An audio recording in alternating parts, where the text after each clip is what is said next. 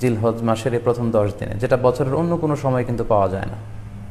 কারণ এই 10 দিনের ভেতরে সালাত আছে, নফল সিয়াম আছে, সাদাকা আছে, কুরবানি আছে, হজের প্রসঙ্গটা আছে, যেটা বছরের অন্য কখনো এরকম উম্মাহাতুল ইবাদত অর্থাৎ যত মৌলিক আবাদত আছে সব মৌলিক আবাদতের কম্বিনেশন, সমন্বয় বছরের কোনো সময় কিন্তু আসলে হয় না, যেটা হয়ে থাকে জিলহজ মাসের প্রথম এই 10 দিনের ভেতর।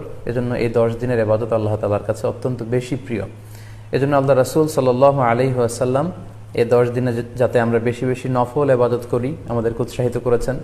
পাশাপাশি আমরা যেন বেশি বেশি তাহমিদ, তাহলিল, তাকবীর দিয়ে এই 10টি দিনকে মুখরিত করে রাখি, এজন্য তিনি আমাদেরকে আদেশ করেছেন। এজন্য এই 10টি দিনে আমরা যেন বেশি বেশি সুবহানাল্লাহ ওয়ালহামদুলিল্লাহ লা ইলাহা ইল্লাল্লাহু আল্লাহু আকবার এই আজকারগুলো যেন আমরা বেশি বেশি পড়ি। এবং আরাফাতের সিয়ামের ব্যাপারে আল্লাহ রাসূল সাল্লাল্লাহু আলাইহি ওয়াসাল্লাম আশা করেছেন যে 9 জিলহজের যে নফল সিয়ামটি অর্থাৎ আরাফার রোজা, এই আরাফার রোজা যে ব্যক্তি রাখবে আল্লাহ রাসূল সাল্লাল্লাহু আলাইহি ওয়াসাল্লাম বলেন যে আমি প্রত্যাশা করি এই সিয়ামের বদৌলতে বিগত একটি বছরের এবং সামনের একটি বছরের যত পাপ হবে এই পাপগুলোকে আল্লাহ তাআলা আমাদের জন্য ক্ষমা করে দিবেন। এবং জিলহজের 9 তারিখ ফজর থেকে কিন্তু আমাদেরকে ওয়াজিব তাকবীর পাঠ করতে হয়। আমরা জানি সেটা শুরু হয় আরাফার দিন ফজর থেকে।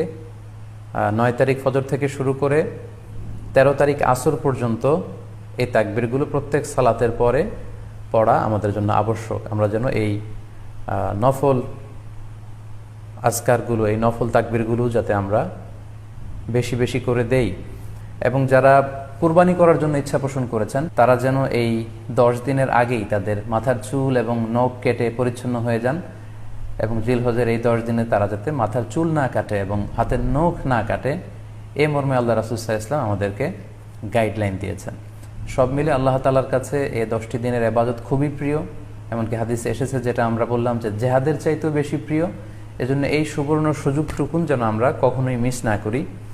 তাই আমাদের সাধ্যমতো আমরা যেন বেশি বেশি নফল ইবাদত করি। আমরা যেন সুযোগ হলে পুরো 10 দিন ব্যাপী আমরা চাইলে নফল সিয়াম রাখতে পারি, আমরা বেশি বেশি কোরআন তেলাওয়াত করতে পারি। বিশেষ করে তাহমিদ, তাহলিল এবং তাকবীর, আলহামদুলিল্লাহ, লা ইলাহা ইল্লাল্লাহ, আল্লাহু আকবার, এই জিকিরগুলো, এই আজকারগুলো পড়ে পড়ে যেন আমরা এই 10টি দিনকে মুখরিত রাখি।